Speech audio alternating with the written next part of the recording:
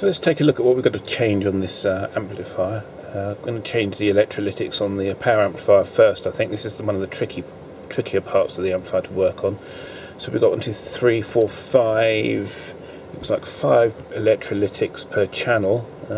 Fairly straightforward to do. What I've got to do though is I've got to remove the heat sink and then take the board of the heat sink.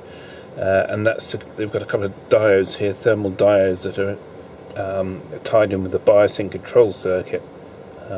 Basically keeps the amplifier from going into thermal runaway. So we'll change those 4 capacitors. A lot of them look like 47 UFs. Looks like, funny enough, it looks like maybe some of these have been changed one side as they're a different colour, but maybe not. They're pretty filthy. They look the same sort of overall condition. And then we'll move up to the sort of like the preamplifier section here, or tone board, or whatever you want to call it. There's only a few electrolytics on here, 1, 2, 3, 4 per channel, 5 per channel, so that's 10 caps. And that can be done without taking the board off the unit. 6 caps in there, so it's 12. We've got these polyester capacitors here. A lot of people change them. There's nothing wrong with these capacitors. They never deteriorate. They're good quality, and that's probably an audio bypass capacitor anyway, or a coupling capacitor. Need to check that on the circuit diagram. We've got it looks like the phono stage here.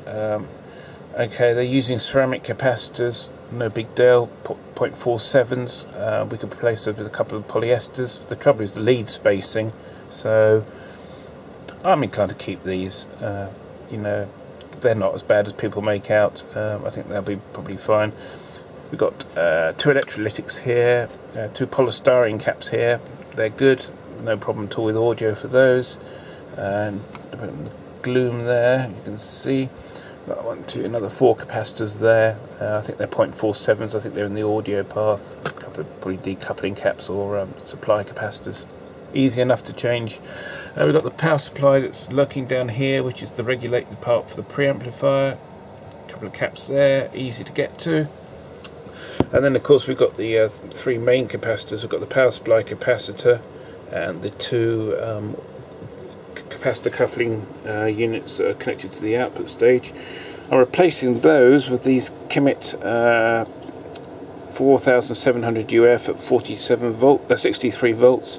Direct replacement will go straight in and should look fine. I might take the label off, or I'll put this bit of tape on it because this label's half sort of coming off. Got 2 of those that were, luckily they were, as I said in the previous video, they were scrapped because some idiot had pulled the thread out. The same idiot, by the way, who trashed that Fluke multimeter I did a review on about a year ago. Yeah, luckily he's gone now, so that's good. And to replace the 4700 UF, I bought this. I had to actually go out and buy a capacitor. That pains me, I can assure you. This 10,100 microfarad. That should be a direct replacement. Same dimensions, actually, yeah, exactly same dimensions. This is a 4700 at 80. This is a 10,000 at 100 volts. Capacitor's under less stress. The only thing that will do is put the amplifier under slightly more stress on the power supply on the initial startup, as the inrush current will be higher. I don't think there's any capacitors on the actual tone board here. Electrolytics, we'll come across, we'll have a look when we take the thing apart, but let's get a start on getting this power amplifier out, and we can get the worst bit done first. Right, we've got to get this board off because we want to remove the whole heat sink and everything. Now these capacitors, as we know, we're replacing these, so we can start by just cutting these wires off. It's always a good idea to take a photograph of the unit before you start chopping stuff away.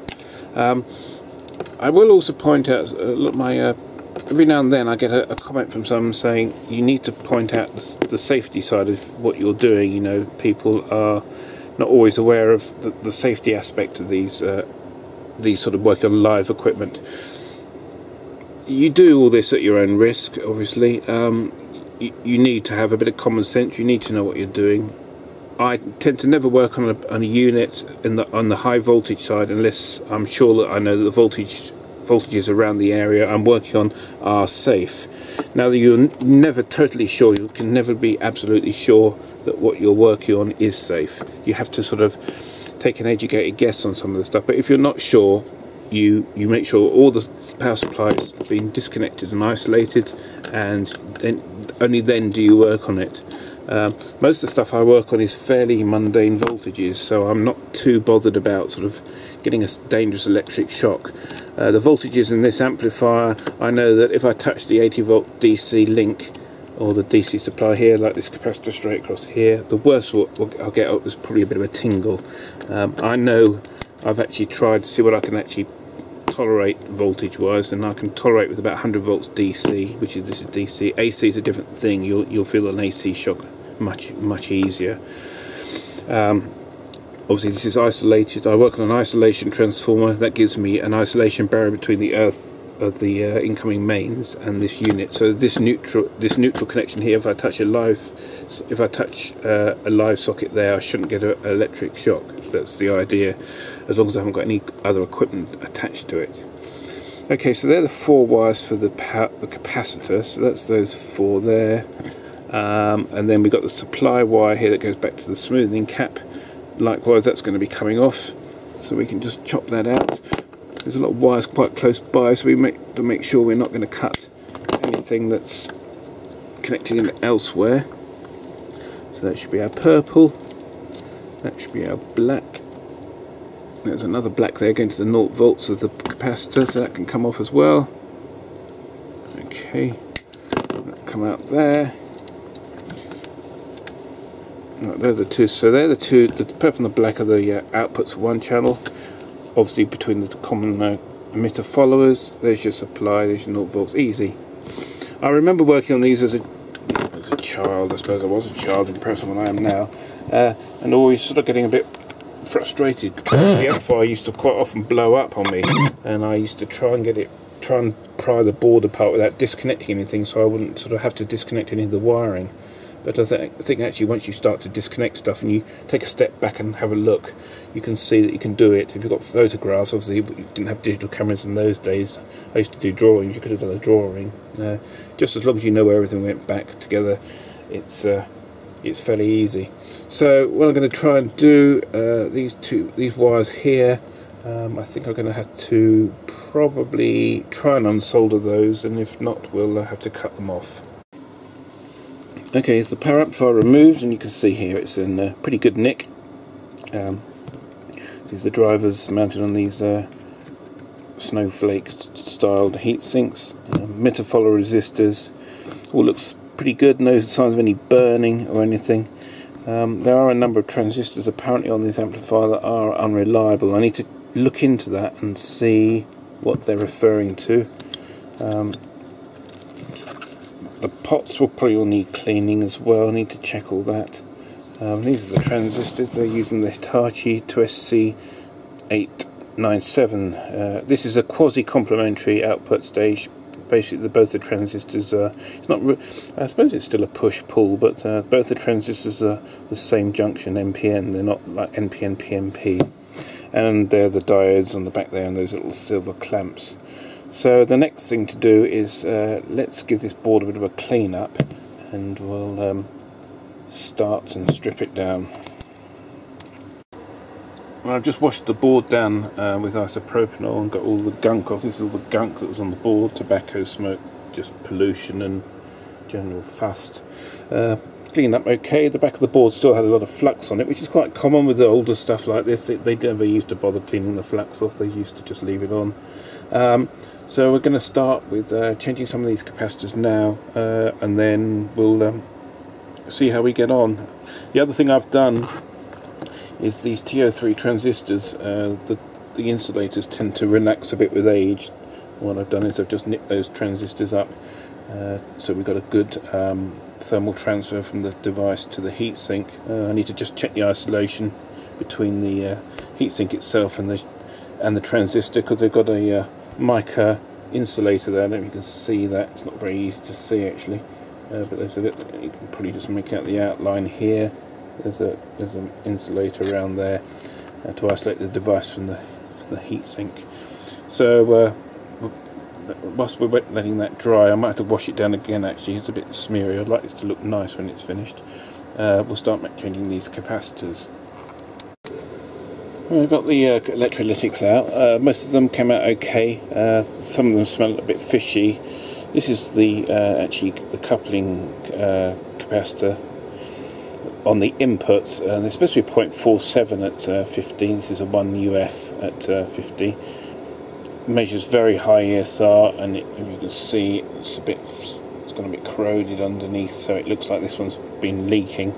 That will be changed with a polyester, no problem at all there. The rest of the capacitors, they all test okay. I must admit, they're not bad. Don't be alarmed at this stuff on the bottom. That's glue. That's not where it's been leaking, though they have been leaking because they smell a bit iffy. These are tower capacitors, TOWA. Come across these a few times. They're not particularly good. The rest of them are actually Mitsubishi, which are the same caps that were used in the Panasonic, and all seem to work still fairly well, even though they do smell a bit dodgy. You can see around there's a bit of black going on there. It looks like something's possibly leaked at some point. But most of them test okay, really. Obviously going to change those. Washed the board off. I actually used some of this other stuff you can buy. You can get it from RS. I don't know if you can still get it. It's Aqua foam cleaner. It's great stuff, because if the board's really filthy, just coat it with that, and then you just wash the board down with water. You're supposed to use deionized water, but I washed it, rinsed it off in the tap, and then I've just lifted it to dry in front of the blower. Warm air dry, and it's totally dry now. This board won't be put back together for a couple of days yet anyway, so what I'll probably do is take it into work and chuck it in the dehumidifying cabinet to suck any moisture out of it, but finish the job off. I've also scraped off all the sort of residue glue that was on the board, only just to make it look a bit tidier, but the boards come up nice and cleanly. I'll have to treat the pots with some contact cleaner, obviously, because the thing's been underwater. But we'll dry all those out. We'll start to recap. I need to order some more capacitors actually, but I'll be able to replace some of them. Some of the components I haven't got, some of the 22 UFs, I want to replace with slightly better ones than the ones I've actually got in stock. The ones I've got here, these 22 UFs, they're okay, but they're not particularly high spec capacitors. I think they're Rubicons or something, so they're not rubbish, but I'll start the basic recapping of this board, and then place an order with radio spares to get some bits that I need. Alright, that's the recap completed. Replaced, these were 0.47 electrolytics DC blocking for the input. Replaces 1 microfarad Weimers.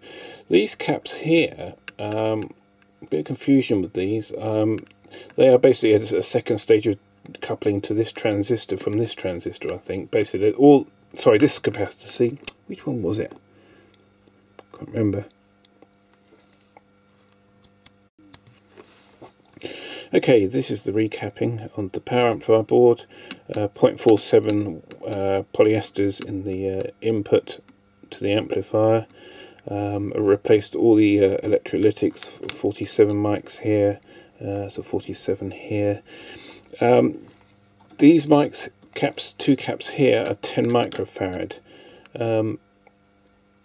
This is a 22 microfarad, and that's what it calls up for in the manual. In the instructions in the service manual, it calls up for a 1 microfarad here. But I removed it when I took it out. It was a 10 microfarad. And I had a look on the internet, and a lot of people seem to be sort of putting 10 microfarads, even higher than that in. Basically, that's a decoupling stage from the first transistor to the next stage. I didn't have anything like that, but I did have some good 22 mic low ESR caps in there, so I popped those in. Shouldn't cause a problem, because if any DC gets through to the amplifier on startup, will be blocked by the output capacitors anyway. So I'm going to try these capacitors. It's fairly straightforward to change them if there's any problem. Board's cleaned up really nicely. and it's really ready to be put back in. I think it's all okay. All the resistors are unburnt. Obviously, this doesn't look like it's had any duress, this amplifier, so that's good. I need to clean up the pots when I put it back together. But for the time being, that sort of completes the power amplifier section. Everything looks in good condition, and we're moving on from there. Well, the amplifier board's back in and reconnected at the top end anyway. This is the incoming signal from the preamplifier splitter at the back, so you've got a link at the back when you join the pre to power amplifier. Basically that connects the this lead goes back to the back terminals to the main input, and then the preamplifier is connected to that. We fitted the two new decoupling capacitors, 4763. They're installed. They look okay. I haven't done the power supply capacitor yet. I'm sort of working backwards through the amplifier at the moment. So that's all ready to go. The power amplifier is ready to go. It's not connected up because to the outputs connections to the terminals yet, to the capacitors, because I'm waiting for some solder tags. Next stage will be to work on the probably on this phono preamplifier. I was just looking at these capacitors. The size of these, they're 0.47 at 50 volt. Ceramic. Well, they'll be replaced with Wira's polyester Wira capacitors, which are tiny little red, well, same size as these things here, exactly same size as those. So they'll be replaced. Those four will be replaced. Obviously, this electrolytic will be replaced, as will all the rest of the electrolytics on the amplifiers as well. So yeah, that's where we are at the moment. Just waiting for a few parts to come in, and then we'll continue. Right, fitted the decoupling capacitors. All a bit tight in there actually. The clearances are all a bit tight, but we're okay. Everything's done up nicely. Everything's secure. I think it should be fine. I need to just make sure those nuts are tight and make sure that these you see these clips are very close together. Really don't want those shorting out, but you can't actually get them to physically touch if you push them both together anyway. These crimps are a little bit loose on the threads, but they're meant to be M6, so they should be fine. So that's connected up, and that's the capacitor coupling stage for the output. What we'll move on to next is having a look at getting this reservoir capacitor out, smoothing cap or filter cap or whatever you want to call it. Get that out and install the new one. That's the reservoir cap installed. All my 0-volt connections are at one point, which is what you want on an amplifier. So there's all the ground connections.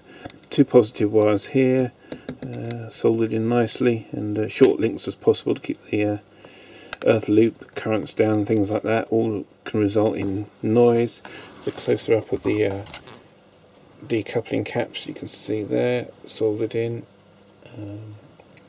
These are the inductors that are fitted in the, is it Zoneb? Zona, I don't know what it is. It's the filter on the output that stops the amplifier from becoming unstable, and also is an impedance matching system for the amplifier. This little resistor here is wired in parallel with this inductor. This is the inductor, same on the other side.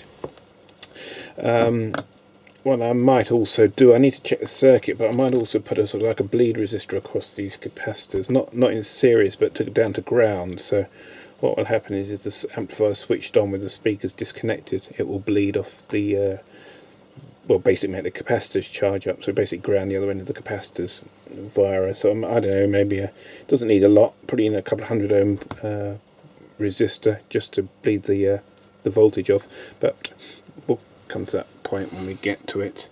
So basically that's all installed. And just a quick clarification of the wiring here. This is the these green and white wires here goes to the capacitor. The white wire should go to the negative and the green should go to the positive.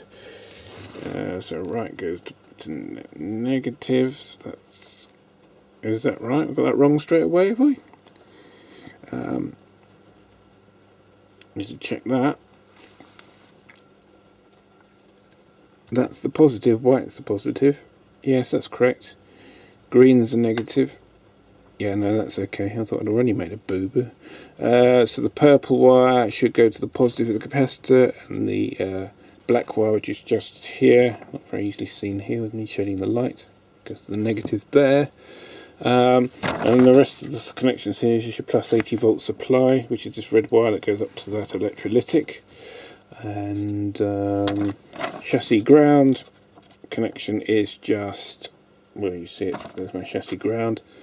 There, it goes straight to that point there, and there's another ground there, which is actually, I put 0 volts, that goes back up to your capacitor, and this is this wire just down here. So the wiring check's okay. Now what I can do, once I've got it into a slightly better state, I can apply an external supply to this amplifier and bring it up on the variable supply. That's one big advantage of having workshop power supplies. You can bring all these things up gently and check for shorts and high current draw and stuff like that. It all looks okay. I'm quite pleased with the wiring. It's pretty tidy. It wasn't the tidiest thing in the first place, but I'm quite happy with this wiring. It's those I might relocate those, that they can't short together, but they just look a bit dubious. I might bend the, actually, well, I can do that now whilst I'm on camera. Maybe just bring this up a bit. That's it. And also, of course, we've got to make sure that the clearance between the bottom of the you know, the bottom plate doesn't short anything out, so check that as well, make sure that's okay. I could bring these round at right, sort of like a diagonal to each other sort of thing, but I think that's fine. So let's move on. I'm waiting for some more capacitors now for the preamplifier. I've ordered some low ESR capacitors. They're on their way. Should be here tomorrow, it says. RS said they'll deliver them tomorrow. So let's go and see how we get on with that. Right, the power amp's all reconnected up again. The plan is to power the unit up slowly, just to make sure there's no fault. So what I'm going to do is, because it's only a single rail supply and you need a single rail for the power amplifier, and that's the bit that's completed, I've connected up the 2 external Vitrex Pro-band power supplies. There's a 0 volt connection to the chassis, and the yellow wire here goes to the positive end of the capacitor. So I'm fitting in some synthesized music that was famous. If you probably remember this, if you had a computer in the 80s. This is Iridium 2 theme music. I won't get copyright for this, but it would be a good test for the amplifier, see if it's okay. So that's at more or less full volume, but it should give us about the right level for the kind of feeding straight into the power amplifier. So the only part of the amplifier that's working is this. The power supply, all the preamps are all turned off, there's no supply to them. So let's try this. Little sound.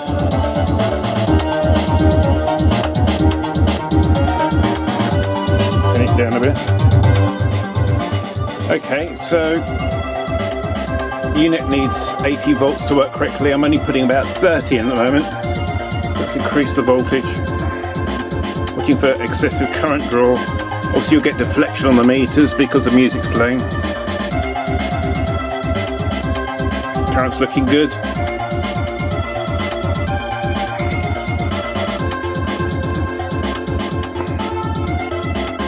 Okay, we're at 80 volts. Let's try it under a bit of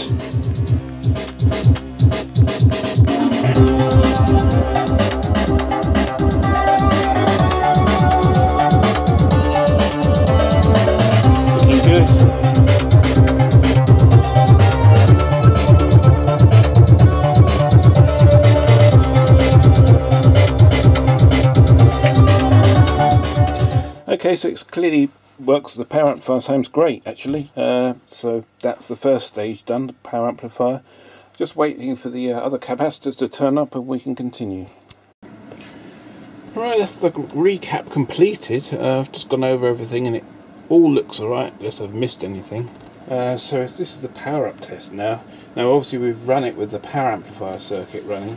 That verifies that the power amplifier is fine. So we know that any fault that may exist now, hopefully it doesn't, but any fault that will exist now will be a result of the preamplifier section. Now I've got to also remember which switches are which, because I haven't got the front panel in the workshop at the moment. But what I'm going to do is run the audio into the tape monitor input, and that will be one of these. trying to remember which. These are the speaker selectors. I think that's high and low filter, so it will be one of these. Tape monitor buttons. So we'll try anyway, see what we get, see if we get anything. I'm running through the dim bulb, very limited by about, I think that's a 16 watt bulb I've got in there. So I'm just going to try and find a track that's suitable for where I won't get copyright. I'll probably use one of my old Amiga soundtracks. It seems to work quite well. There's no copyright on any of this sort of thing anyway. So okay, we're playing that now at a fairly moderate level. So this is our volume. I think that's our balance. Okay, power it up. You see the bit dim bulb's gone down. Looking for smoke or anything horrible. Trying to find the input selector I need.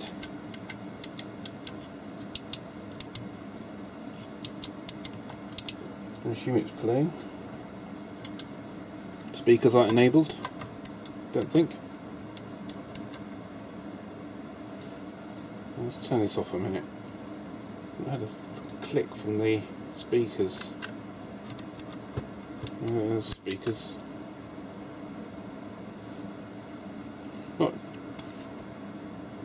drawing excessive current, I don't think. Let's check nothing's getting hot. No reason why it should be.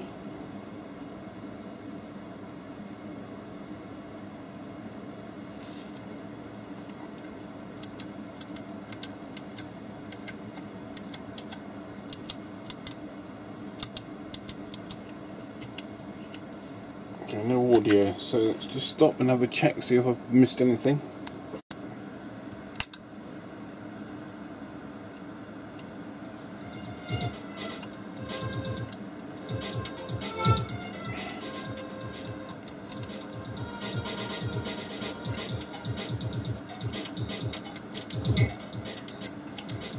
Okay, we've got audio but only on one channel, so we've obviously lost a preamplifier stage somewhere.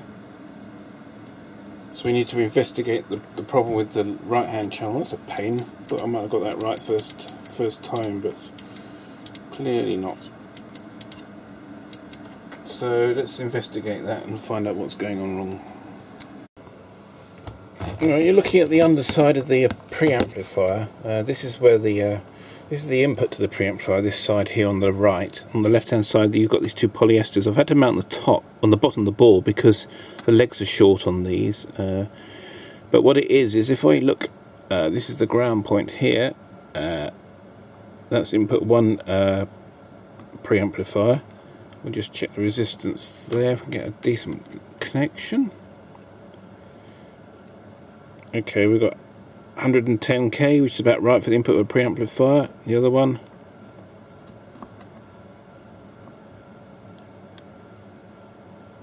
one ohm. So I suggest that possibly that capacitor is bridging something out. So let's unsolder that capacitor a minute.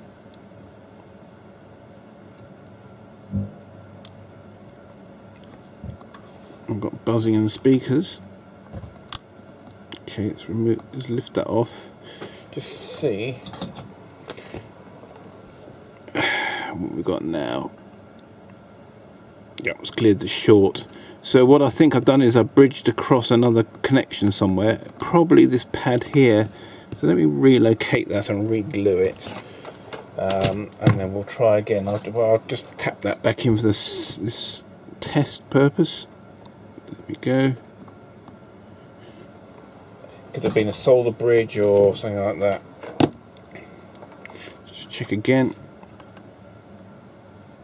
Yep, it's clear now. Let's check that side. Yep. Okay, let's power it up and try again.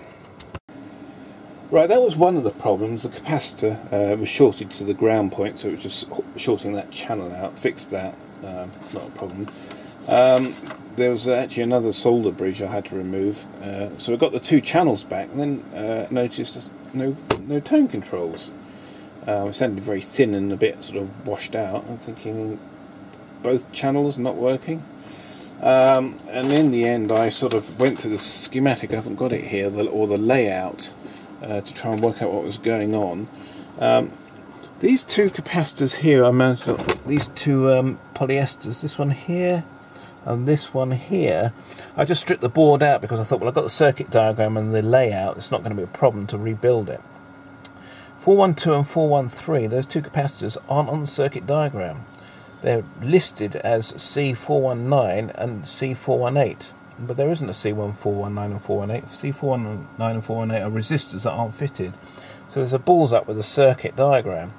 And these are feedback tone controls, capacitors from the tone control. That gives the tone compensation. So I've installed those. It took me about an hour to bloody find the fault though. It was a bit annoying because, you know, you tend to sort of go with the schematics on the layouts and the circuit diagrams. You expect everything to work correctly. It works fine. Running through one of the auxiliary inputs. Tone controls work. I don't know if you can hear this with the microphones. The bass cut, full bass. Yeah, you can hear that. Mid-range and treble. So the amplifier's working perfectly, really working well, and it sounds good. It sounds big and powerful. Actually, it sounds much more powerful than it really is. So the next thing to do is I'm going to put the back panel on and the bottom panel on, and then we'll allow it to warm up, do a pretty sort of warm up for half an hour or so, and then I'll just run through what I've done and finish it off to make it look nice. Okay, the front panel's back on, so the only real remaining minor things is possibly replace this bulb that's got a bit sort of dim with age. I might put a blue LED in there. It's easy enough to fit. It's basically taken from a tapping from the secondary. There's one tapping for this bulb. What I'll probably do is just put a rectifier in there and a small capacitor just to get rid of the flicker, because it's only be halfway rectified. The slight scratch on the cover, which to be honest with you from this angle isn't that noticeable anyway. It sounds good. It sounds better than I remember my last one sounding. I don't know if that's because maybe I thought it was worse than it really was, or maybe the capacitors have improved it. But it sounds nice. You know, the controls are all nice and quiet. Fairly straightforward restoration, really. No problems at all, apart from the solder bridge I had on the capacitor, and that was my own fault, really. So basically all the capacitors have been replaced apart from the ceramics. A lot of people do replace these ceramics because they're supposedly not very good at audio frequencies, but if I start changing those out for polyesters, then I'm sort of making major changes to the unit that take away its originality a bit. I mean, these are 0.47 at 50s. I can get a tiny little ceramic capacitor in there now, or put one of these little Weimer polyesters in here. The capacitors that have been changed in this unit have been capacitors that need to be changed, capacitors that are coming on 40 years old, electrolytics that are going to fail with time. I've replaced anything I can with these polyesters. These are excellent in audio circuits, and it's certainly working. So it certainly seems to be working very well in here. Quiescent current has been set. I've set midpoint voltage presently only by using the half voltage measurement. So basically, I've taken the 80 volts on the electrolytic, the main power supply capacitor, which was about 70 volts, and put half across the decoupling capacitors. So in theory the transistor should be in midpoint at the moment. As I say, this is a bit of an unusual amplifier, one of the last capacitor coupled amplifiers of any decent quality. Quasi-complementary devices, i.e. they don't use an NPN and PNP device. They're basically, they're both pulling and both pushing, you know, which there's not a push-pull stage. Rated at 30 watts RMS, and I think you'll see about at 38, something like that, into an 8-ohm load before it starts to clip. I have vaguely considered tapping the transformer to 220 volts. That will increase your header volts to the power supply to probably around 80. It'll give you probably take you up to about 40 watts RMS per channel. basically all the capacitive devices in here are well capable of handling that, but I'm thinking, well, what's a couple of watts will make no difference to the sound level. Actually, sound level, and just going to stress the components out even further. So I think it's I think I'm really pleased with it. Actually, it certainly sounds nice. These I think these reefer capacitors are probably helping the low end frequency response, but the bass seems to be very almost maybe over bloated. I need to probably run it on this analyzer, audio analyzer, just to see what response we're getting. But it sounds, as I say, it sounds good, and I'm very pleased with the final result, really. So I'd be interested in your compliments. Anyone had any experience with these amplifiers, and if anyone's got any old amplifiers they want to send me for restoration, you know where I am. Thanks for watching. Right, let's do a frequency response check on this just to see what it's like. So I did it the first time, I didn't record the video, but I'm thinking it's got a big mid-range hump, and then I realised I put the mid-range control, tone control back in the wrong position. So when I thought it was flat, it was actually giving quite a big boost in mid-range. And I was thinking, that's pretty poor for a hi-fi amplifier. But so let's run it again. So basically what we're doing, this is our 1 kHz input I'm putting into the amplifier at the moment. The audio analyzer is looking at the output level here, which is where it's about 0 dBm. Let's make 0 that properly. So I'm going to sweep from 20 Hz to 20 kHz like we did with the Technics last time, and we're looking for a response on the amplifier. We've got a minus 0.1 dB at 20 Hz, which is what you'd expect from a direct coupled amplifier, so it shows those capacitors aren't really a problem at all, to be honest with you. So we're sweeping through 300 Hz, 500 Hz, flat. Nice and flat. Okay. Quarter of a dB boost, and it's flattening back off again. Very slight fall up. Pretty bloody good, that is.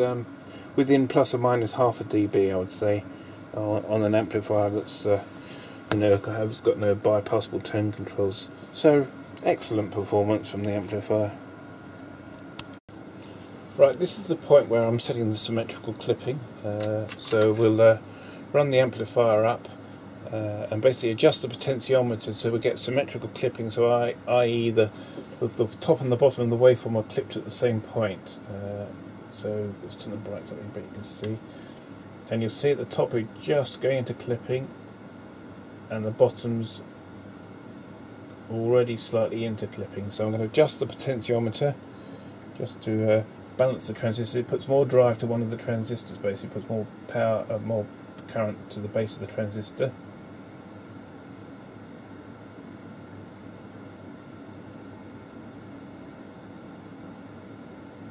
Okay, that's pretty good. You see they're symmetrical.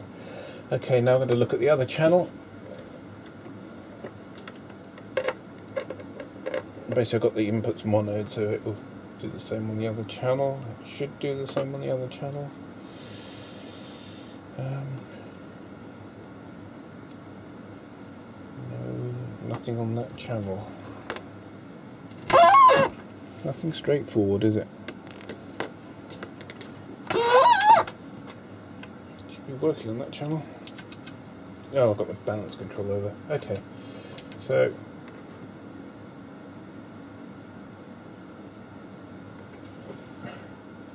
same, yeah, pretty good.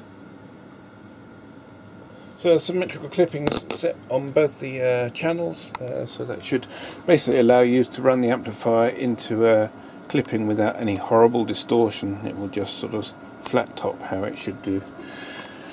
So that's really summarises the Marantz 1060 rebuild. I've got a few other amplifiers to come. I've got an old trioed K2002 I may do, which is a very low powered 12 watts per channel, I think it is. My first ever amplifier. I might do a recap on that. If you've got any ideas of amplifiers or any amplifiers you want to donate or you want recaps, send them to me, and maybe we can do a video on them. Anyway, thanks for watching, and I hope this was interesting, and more to come.